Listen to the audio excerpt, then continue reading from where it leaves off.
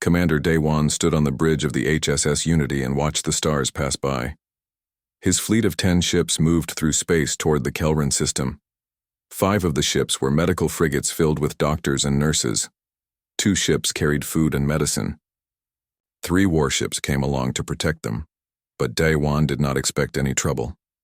This was a mission of peace. The Kelran people were dying from a terrible plague. Millions were sick. The Galactic Council asked Earth to help. Humanity was new to the galaxy, only 15 years since first contact. The older alien species still thought humans were weak and foolish, but Earth wanted to prove they could help. They wanted to show kindness. Dr. Hannah Park walked into the bridge. She was the chief medical officer. Her team had worked for months creating vaccines for the Kelran plague. She smiled at Daewon. They had been friends for many years. "We will save so many lives," Hannah said.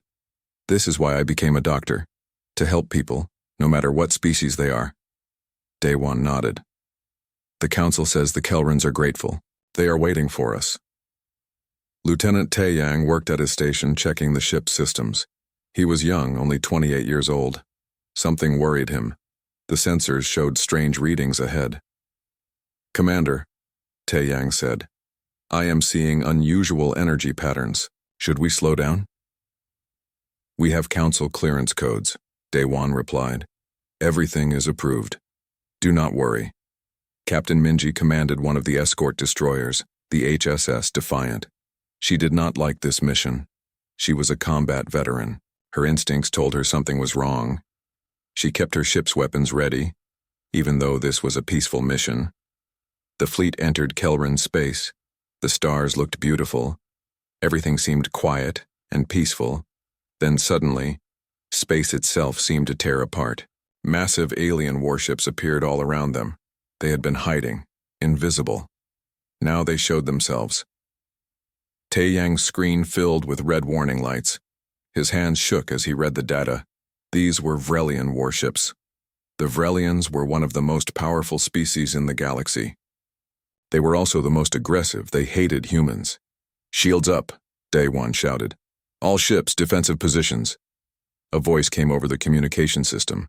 It was cold and harsh. The Vrelian admiral spoke in perfect English. "Humans, you were warned to stay away. Your kindness is weakness. Your help is just another way to take territory. Today we will remove the threat before it grows. You should never have come to our galaxy." Daewon opened all channels. "This is a humanitarian mission. We are carrying medical supplies and doctors. We have council approval. We are not armed for combat." The Vrelian admiral laughed. It was a terrible sound. "All ships open fire." The first blast hit the HSS Mercy, one of the medical frigates. The ship exploded instantly. 423 doctors, nurses, and medical workers died in seconds. They never had a chance to even scream. The second blast destroyed the HSS Hope. Another 424 people died. These were people who had volunteered to help strangers. They carried medicine, not weapons. They wanted to heal, not fight. Captain Minji tried to fight back. Her 3 destroyers moved to protect the remaining ships. But there were too many Vrelian warships. It was like trying to stop an ocean with a cup. Daewon tried to send a distress signal. "Emergency jump, get out of here," but they could not jump to hyperspace. The Vrelians had machines that blocked their escape. They were trapped. The trap had been planned perfectly. The supply carrier HSS Providence tried to shield the medical ships with its own body.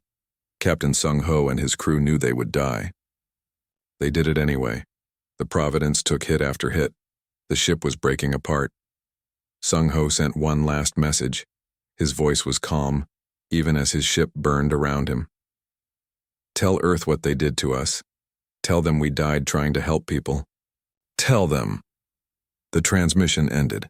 The Providence exploded. Taeyang worked desperately at his station. With shaking hands, he launched a small probe. It was only the size of a basketball designed to hide from sensors. The probe recorded everything and began racing toward Earth. Maybe someone would know what happened here.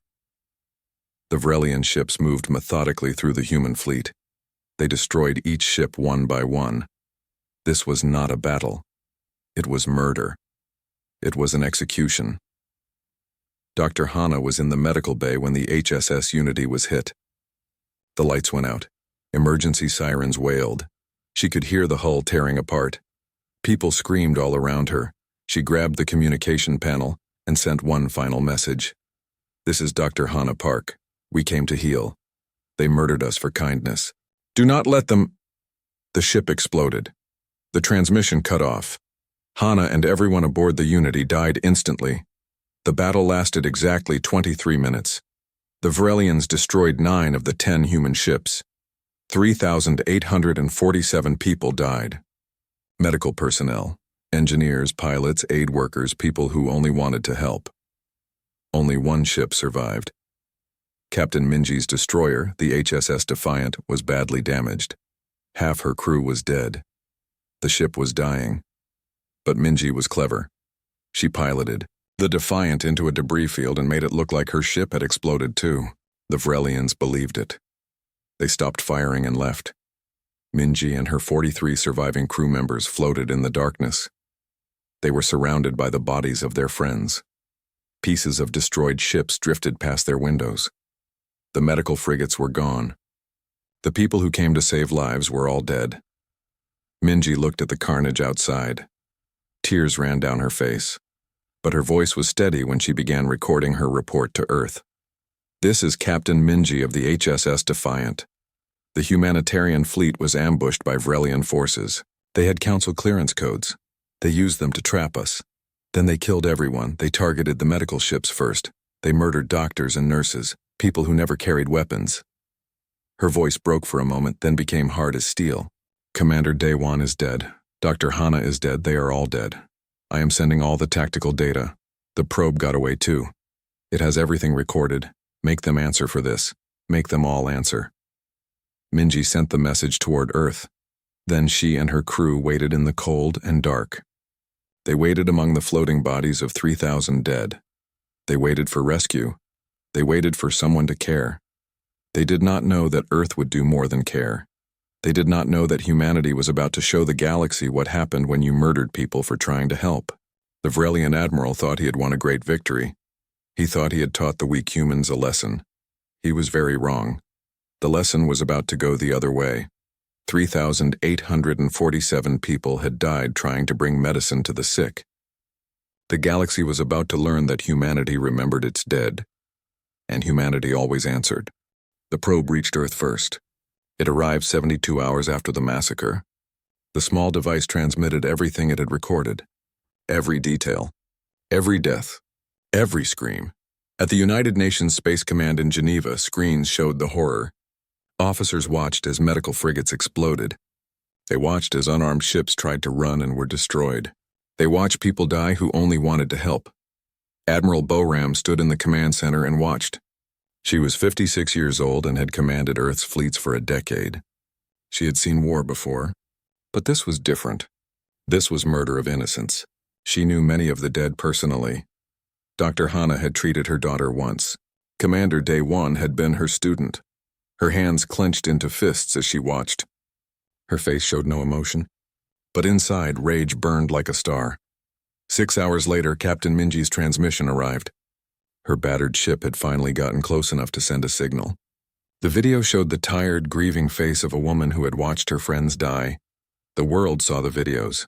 Every news station played them. Billions of people watched as their fellow humans were massacred for trying to heal the sick.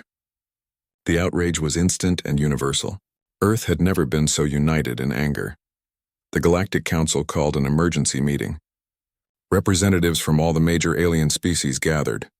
They debated for hours. The Varelian ambassador showed no shame. His name was Krell. He was old and arrogant. "The humans violated territorial expansion protocols," Krell said calmly. "Our response was necessary. The Council should thank us for stopping a future threat." The Council voted. Some species wanted to punish the Varelians, but most did not. 3 species abstained. 2 species actually sided with the Varelians. They said Earth was too aggressive, expanding too fast into the galaxy. The final decision was shameful. The Varelians received a censure. Just words. No punishment. No justice. The Council said both sides should exercise restraint. They said this tragedy should teach everyone about following proper channels. Only the Kelrans voted for real sanctions. The Kelrans were the people the human fleet had been trying to save. But the Council ignored them. They were a small, weak species. Their voice did not matter. On Earth, Director Jin watched the Council's decision. He ran Earth's intelligence division. He was 48 years old and had been watching the Council's politics for years. None of this surprised him. He walked into a secure conference room where Earth's leaders had gathered. Admiral Boram was there. General Su Jin, commander of Earth's Marines, sat at the table. Ambassador Yu Jin, Dr. Hana's younger sister, stared at her hands. She had just testified before the Council. They had ignored her. The Council species see us as useful primitives, Jin said quietly. They gave us technology not to help us, but to create a dependent client state. The Vrelians acted with approval from at least 3 other species. They wanted to test us, to see if we would accept this. Admiral Boram stood and activated a holographic display. It showed ships. Hundreds of warships. Ships the Council had never seen. We have been building our own fleet in secret for 8 years, Boram said. We reverse-engineered everything the Council gave us. Then we made it better. The Council thinks we depend on their technology. They are wrong. She changed the display. It showed tactical projections, battle plans, weapon capabilities.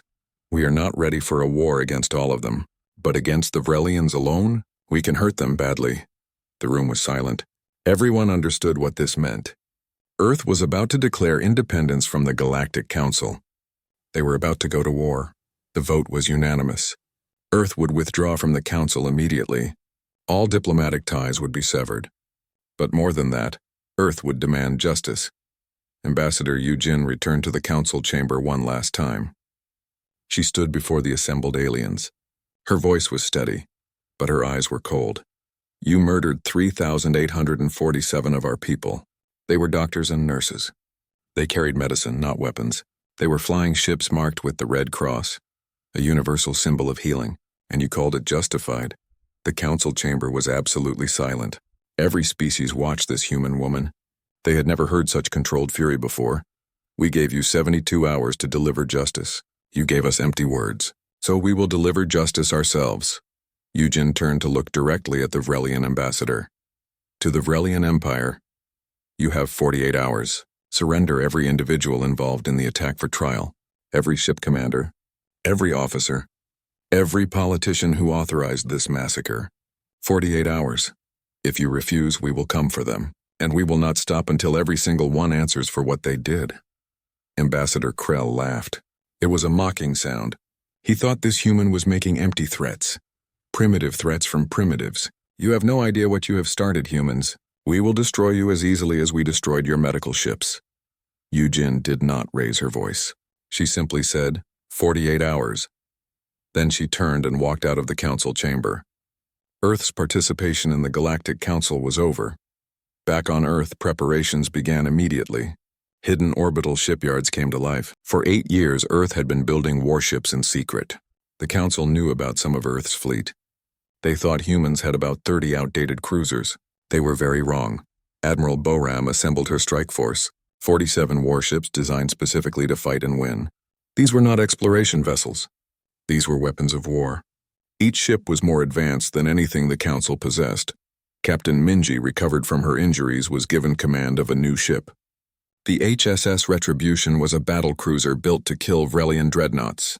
Every one of her 43 surviving crew members volunteered to serve with her again. Together they painted names on the hull. The names of the dead. 3,847 names. Director Jin provided intelligence. His agents had been watching the Vrelians for years. He knew their fleet positions. He knew their supply routes. He knew their command structure. Most importantly, he knew where to find the Vrelian admiral who gave the order to fire. Fleet Admiral Kresh was his name. He was currently at the Vrelian home fleet anchorage celebrating his victory. He thought he was safe in his own home system. The 48 hours passed. The Vrelians did nothing. They sent no one to stand trial. Instead, they reinforced their fleets. They prepared for what they thought would be a short war against weak humans. The Vrelian High Command met in their capital city. They looked at intelligence reports about Earth's fleet. They saw images of the 30 outdated cruisers near Earth. They laughed. One commander said, "We destroyed 10 of their ships easily. 30 will take us an hour." They did not know about the secret shipyards. They did not know about the advanced weapons. They did not know that humanity had spent 8 years preparing for exactly this moment. The Vrelians thought they understood humanity. They thought compassion was weakness. They thought the humans would accept the massacre and move on. They thought they could kill with impunity. They were about to learn how wrong they were. Humanity was about to teach them a lesson in violence, a lesson in consequences, a lesson in justice delivered with overwhelming force. On the bridge of her flagship, the HSS Indomitable, Admiral Boram gave the order. 47 warships jumped to hyperspace. Their destination, the Vrelian home system. Their mission, justice for 3,847 dead. The time for talking was over. The time for mercy had passed. Now came the reckoning, and humanity never forgot its dead. 6 months passed. The Hague in Europe had become the center of galactic attention.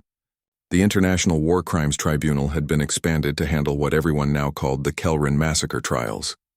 Every species in the galaxy watched the broadcasts. The courthouse was a beautiful old building with marble floors and tall windows. But the technology inside was cutting edge. Holographic displays showed evidence.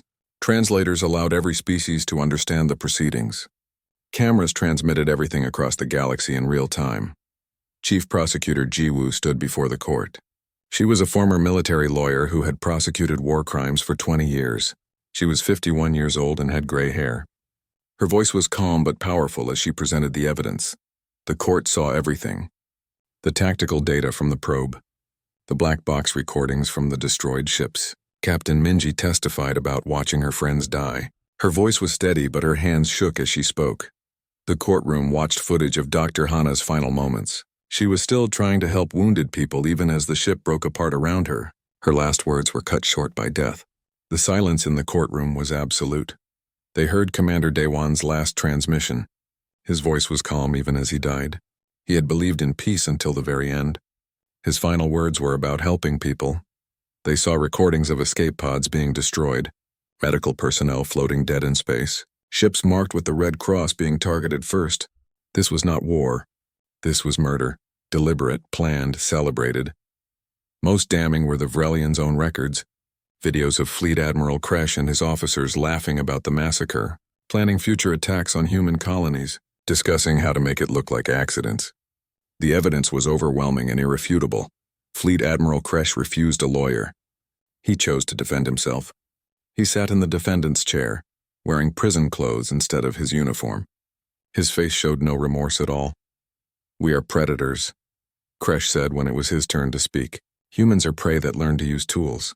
This is the natural order of things. We did what was necessary to maintain stability in the galaxy. I regret nothing." The Vrelian diplomatic corps tried to stop the trial. They claimed Earth had no authority to try Vrelian citizens. They said the tribunal was illegal under council law. They demanded the defendants be returned immediately, but Director Jin had prepared for this. He released more intelligence, communications between Vrelian High Command and 3 other council species. They discussed how to contain human expansion. They planned staged accidents to target human colonies. The messages showed that council leadership knew about the attack before it happened. They chose not to warn Earth. The revelation shocked the galaxy. The council was not just complicit. They were co-conspirators. They had approved the massacre. They had wanted it to happen. 5 smaller species that had been under council dominance for centuries finally spoke up. They had been afraid before. Now they were angry. Their representatives came to Earth to testify. They told stories of council abuse, of being threatened, of being exploited. The council's corruption was exposed for all to see. The trial lasted 4 months. Every piece of evidence was examined. Every witness was heard. The judges were from multiple species, including 2 Kelrans and a representative from a species that had no ties to either Earth or the Vrelians. Finally, the judges returned with their verdict. The courtroom was packed. Billions watched across the galaxy. The head judge was a human woman named Elder Kim. She was 73 years old and had served on international courts for 40 years. Elder Kim's voice was clear and firm. Fleet Admiral Kresh and 34 other officers are found guilty of crimes against humanity. Specifically, premeditated mass murder, perfidy, and murder of protected persons under the laws of war. The sentences were severe. Most of the guilty received life imprisonment, but Fleet Admiral Kresh and 3 officers who personally gave orders to fire on medical ships and escape pods received the death penalty. Earth had not used capital punishment for domestic crimes in 50 years. But the tribunal judges ruled that some crimes went beyond mercy. When you deliberately murder thousands of medical workers, when you fire on people trying to surrender, when you celebrate mass murder, you forfeit your right to live. Before his execution, Fleet Admiral Kresh was allowed to make a final statement. The cameras were on. The whole galaxy was watching. He looked directly into the camera, his face hard. I regret nothing. What we did was right. But I warn my people. I warn the galaxy.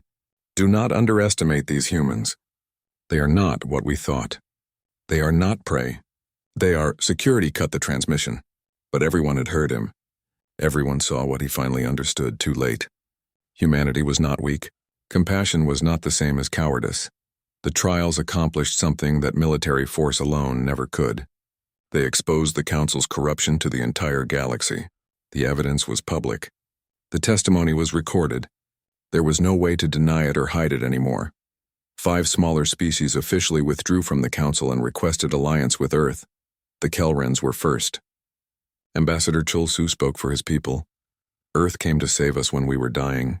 Their people died trying to bring us medicine. We will never forget that. We stand with humanity. The Council itself began to fracture. 2 species implicated in the conspiracy faced internal rebellions. Their own people were horrified by what their governments had done. Protests filled the streets. Leaders were forced to resign. The Galactic Council that had governed for 800 years was collapsing. The old order was dying. A new order was being born. Ambassador Yu Jin, now Earth's Secretary of Galactic Affairs, addressed the situation. She stood before cameras and spoke to the whole galaxy.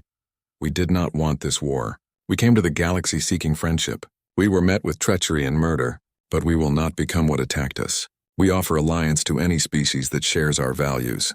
Mutual respect. Rule of law. Protection of the innocent. She paused and her voice became harder. To those who cling to the old ways of dominance and fear, we will not bow, we will not surrender, and we will never ever forget our dead. On Earth, in Geneva, a memorial was erected. 3,847 names were carved into black marble. The monument was simple but powerful. At the top was an inscription: "They came to heal. They died with compassion in their hearts. We honor them by ensuring their deaths brought justice, not vengeance. We remember them by living the values they died for." Captain Minji, now promoted to Admiral, attended the dedication ceremony. She had been asked to read Dr. Hana's final message. Her voice echoed across the plaza. "We came to heal. They murdered us for kindness. Do not let them—" Minji paused. Then she added what Dr. Hana never got to finish. "Do not let them make you lose your humanity. Do not let them turn compassion into weakness." We did not. We will not. Never again. The crowd stood in silence, humans and aliens together, species that had once been enemies now united in understanding. Justice had been done. The innocent were remembered. The guilty were punished, but peace was still fragile. The Vrelian Empire was humiliated and angry enemies do not always stay defeated. The galaxy was about to test humanity's resolve one more time. The Vrelian home system called Vrel Prime was beautiful. 3 planets orbited a yellow sun. The main planet had cities that stretched across entire continents. Orbital stations hung in space like jewels. And docked at those stations were the warships of the Vrelian fleet. Fleet Admiral Kresh sat in his command center on one of the stations. He was celebrating. Around him, other Vrelian officers drank and laughed. They were celebrating the destruction of the human fleet. To them, it had been a great victory. 23 capital ships were docked nearby. These were massive warships, each one larger than a human city. They were powerful and deadly, but they were not ready for battle. Most of their crews were on the planet below, enjoying shore leave. The ships were in maintenance mode. They were vulnerable. Exactly 48 hours had passed since the ultimatum. Exactly 120 hours since the massacre. The time was now 0847 in the morning, Vrel prime time. The exact time the attack on the humanitarian fleet had begun. Space itself seemed to tear open, not at the edge of the system where visitors normally arrived. Right in the middle of the fleet anchorage, 47 human warships appeared instantly, materializing among the Vrelian capital ships. The Vrelians stared in shock. This was impossible. No species could jump directly into a defended system. The Council's technology could not do this. But Earth had not used Council technology. They had built something better. Admiral Boram's face appeared on every screen in the system. Every station, every ship, every military facility. Her voice was cold and clear. This is Admiral Boram's Song of the Earth Combined Fleet.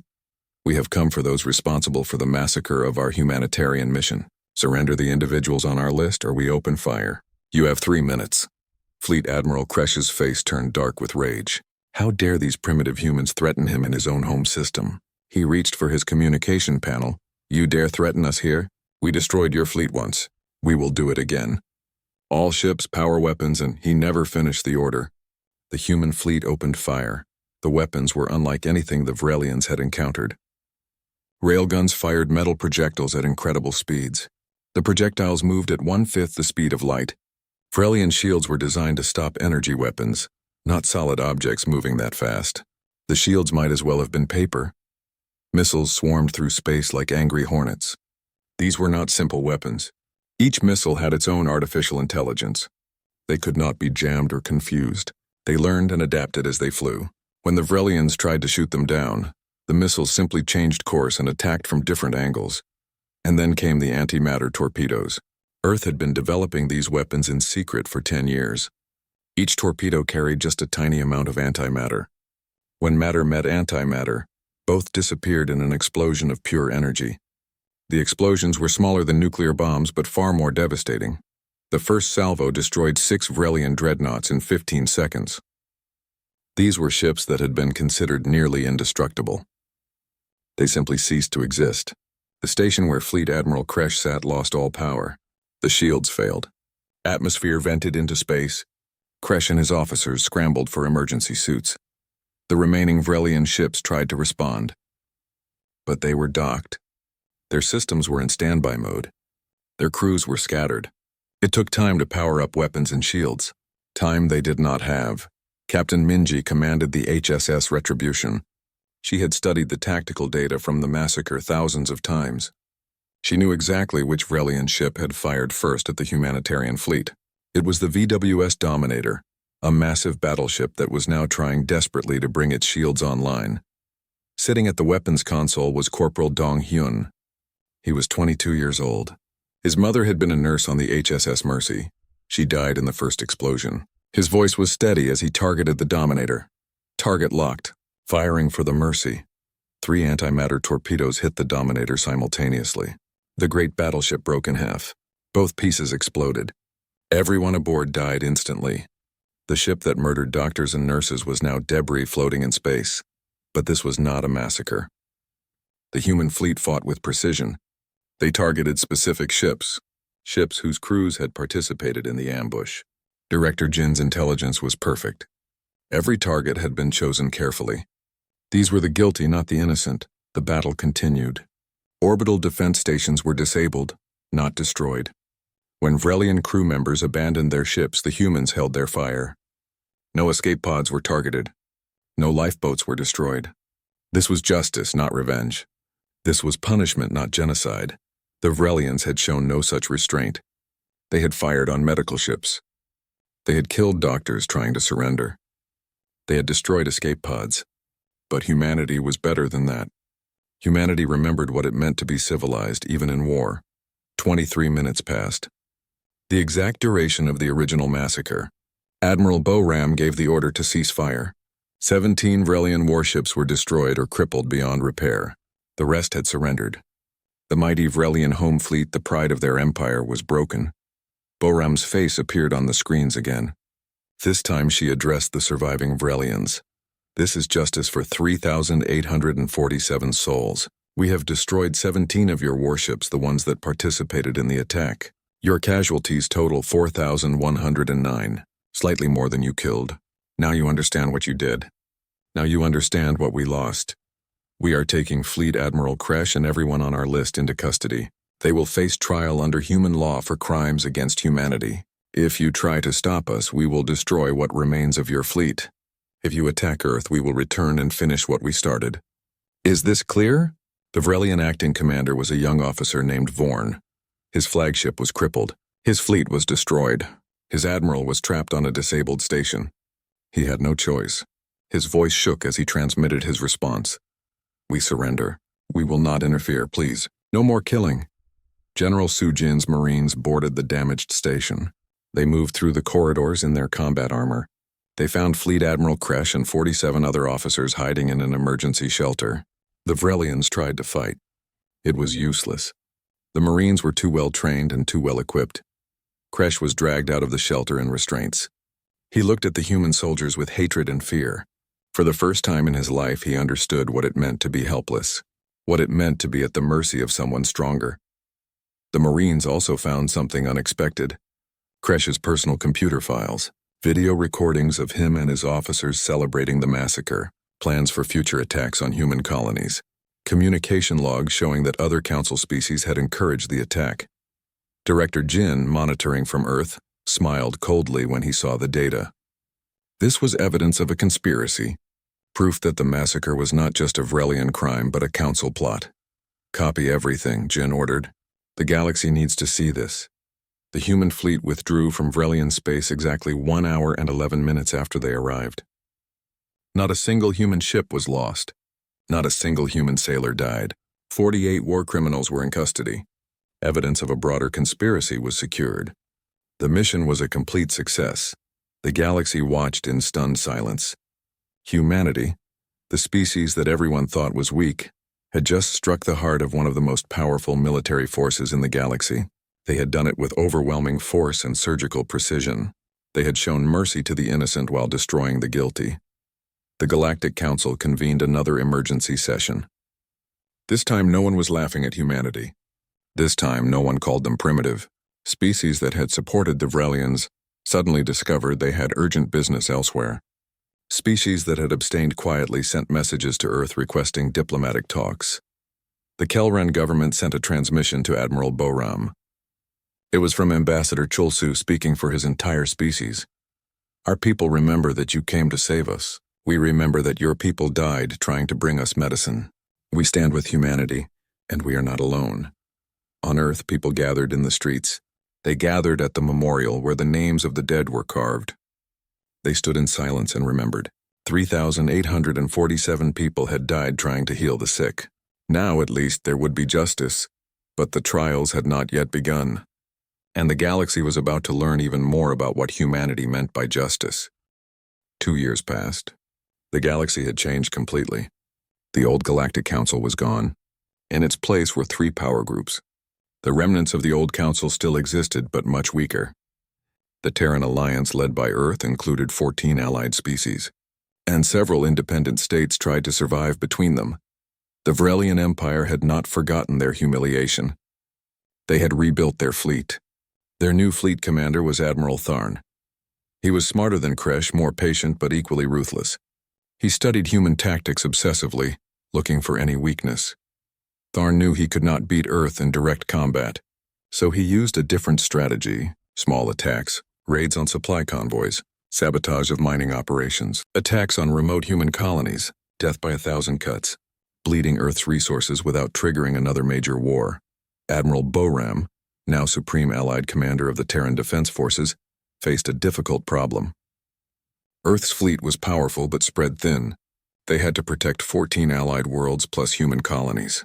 A second full-scale war would devastate the young alliance. Director Jin's intelligence network uncovered something alarming. The Vrelians were planning a major operation. The target was New Haven, a joint human and Kelran agricultural colony. It had become a symbol of the Terran alliance. Admiral Tharn wanted to destroy it to prove Earth could not protect its allies. But Jin was suspicious. The intelligence was too easy to get. The Vrelian fleet movements were too obvious. He told Boram, "It is bait. They want us to commit our forces to defend New Haven. The real target is somewhere else." Lieutenant Commander Tae Yang had survived the massacre and been promoted. He was now 30 years old and one of Earth's best tactical analysts. He studied the patterns. They are going for Earth itself, Taeyang said. While our fleet is at New Haven, they will strike our home system with everything they have. It is Kresh's strategy, but executed properly this time. Boram faced an impossible choice. Defend Earth or defend New Haven. She could not defend both properly. The Terran Alliance Council debated for hours. The argument was fierce. Ambassador Chul Su from Kelran made an emotional speech. He had lost family to the plague that started everything. Earth saved my world when no one else would. Your people died for us. If we abandon New Haven now, we abandon everything the Alliance stands for. We would be no better than the old council. Admiral Minji, now a rear admiral commanding a battle group, saw another option. She was older now, her hair showing gray, but her eyes were still sharp. We do not have to choose. We just need to be faster than they expect. And we need them to underestimate us one more time. Earth's engineers had been working on experimental technology, ultra-long-range jump drives that could cross the galaxy in minutes instead of days. It was risky and barely tested. The old council considered it dangerous. That was exactly why humanity kept it secret. Boram created Operation Double Edge. Publicly, the Terran Defense Force would split its fleet. They would send forces to both New Haven and Earth, appearing spread too thin. But secretly, half the fleet would be equipped with the experimental drives. When the Vrelians attacked, humanity would respond with instant reinforcements at both locations. The Vrelians expected separate weakened fleets. They would face the combined might of humanity's military at both battle zones simultaneously. Admiral Tharn's plan unfolded as he expected. The Vrelian fleet split. 67 warships jumped toward New Haven. 89 warships, their entire reserve fleet, jumped toward Earth. At Earth, they found orbital defenses active and 23 human warships waiting. Tharn smiled from his flagship. Those defenses held against Kresh, but 89 ships would overwhelm them easily. At New Haven, the Vrelian assault fleet arrived to find 31 human and allied ships forming a defensive perimeter. Admiral Tharn, second-in-command, prepared to annihilate them. Then space itself tore apart at both locations. 74 additional human warships dropped out of hyperspace simultaneously. At Earth, at New Haven, the experimental drives worked perfectly. Boram had concentrated her entire fleet at both battle zones, something the Vrelians thought was impossible. At Earth, Admiral Boram commanded from the HSS Indomitable, humanity's first super dreadnought. It was larger and more powerful than any ship ever built. Her voice was cold as she transmitted, "To all Vrelian vessels, you came to our home seeking vengeance. You will find only justice. Stand down or be destroyed. You have 1 minute." At New Haven, Rear Admiral Minji commanded from the HSS Retribution 2, a newer and deadlier version of her old ship. Her message was simpler. You made the same mistake twice. You thought compassion was weakness. It is our strength. All ships weapons free. The battles were brutal but quick. The Vrelians fought with desperate courage but no coordination. Their commanders realized too late they had been outplayed at every level: strategic, tactical, technological. Admiral Tharn watched his plan collapse. In desperation, he ordered his flagship to ram Earth's planetary shield. He would kamikaze through and strike the surface. It was a suicide attack born of rage and humiliation. Lieutenant Commander Taeyang commanded the point defense screen. He calculated the intercept course instantly. His ship, the HSS Guardian, moved to block the flagship. The collision destroyed both vessels. Taeyang and everyone aboard died, saving billions on the planet below. The Vrelian fleets were shattered. 143 of their 156 warships were destroyed or captured. Their military was broken. Their empire was defeated. The Vrelian government sued for peace. The terms were harsh but fair. War reparations. Complete disarmament of offensive weapons. Occupation by a neutral council including Kelran and human observers. The Vrelians would be rebuilt, not as conquerors but as contributors to galactic peace. The old council formally recognized the Terran Alliance as an equal power. The age of council dominance was over. A new era of balance began, but victory came at a cost. Lieutenant Commander Taeyang was promoted posthumously to commander. He was 30 years old. 1,247 Allied personnel died in the two battles. Their names were added to the memorial in Geneva. 5 years after the original massacre, Ambassador Yu Jin addressed the newly reformed Galactic Assembly. Every species had equal representation now. She stood at the podium and spoke to the entire galaxy. We came to your galaxy seeking partnership. We were met with violence. We responded with justice, not vengeance. We could have destroyed the Vrelian Empire completely. We chose to reform it instead. Some say we are too forgiving. Others say we are too harsh. We say we are exactly what we have always been. A species that believes in the rule of law, protection of the innocent, and the possibility of redemption. We will defend these principles with our lives. We will extend these principles to any who share them. The 3,847 souls we lost in the Kelran massacre died bringing medicine to those who needed it. We honor their memory not just with monuments but with action. The Terran Alliance Medical Corps has treated 14 million patients across 23 worlds in the last 5 years. We have shared our technology freely. We have defended the defenseless. Her voice became stronger, more powerful. This is humanity's answer. We are strong enough to destroy our enemies, and compassionate enough to heal them instead. We are brutal when we must be, and merciful when we can be. We remember our dead not by becoming monsters but by remaining human. To the galaxy, we are not prey. We are not predators. We are humanity, and we are here to stay. The assembly erupted in applause. Species that once feared or despised humanity now respected them, not because of their weapons but because of their principles. Not because they could kill but because they chose when not to. On Earth, Admiral Boram had retired. She was now 61 years old. She visited the memorial in Geneva on the 5th anniversary. She stood before Dr. Hannah Park's name. We kept our humanity, Doctor, just like you would have wanted. It was not easy, but we did it. Admiral Minji, also retired, joined her. Together they watched as a new class of ships launched from Earth's orbital yards. Medical frigates, improved and heavily armed to defend themselves. Each ship was named for someone lost in the massacre. The lead ship was the HSS Dr. Hannah Park. It carried vaccines to treat a plague outbreak. In Vrelian space, the same empire that murdered the original fleet. Because that was what the original humanitarian mission would have done. That was what humanity does. They came to heal. They were murdered for it. But their mission continued, now protected by the entire Terran Alliance. The galaxy tried to teach humanity that compassion was weakness. Humanity taught the galaxy that compassion backed by strength is unstoppable. The age of the Galactic Council was over. The age of humanity had begun. Not through conquest, not through domination, but through an iron commitment to principles worth dying for, and more importantly, worth living for. 3,847 names on a memorial, 14 allied species, 23 worlds protected, millions healed. One clear message to the galaxy: humanity had answered. With brutal force when necessary, with compassion whenever possible, with justice always.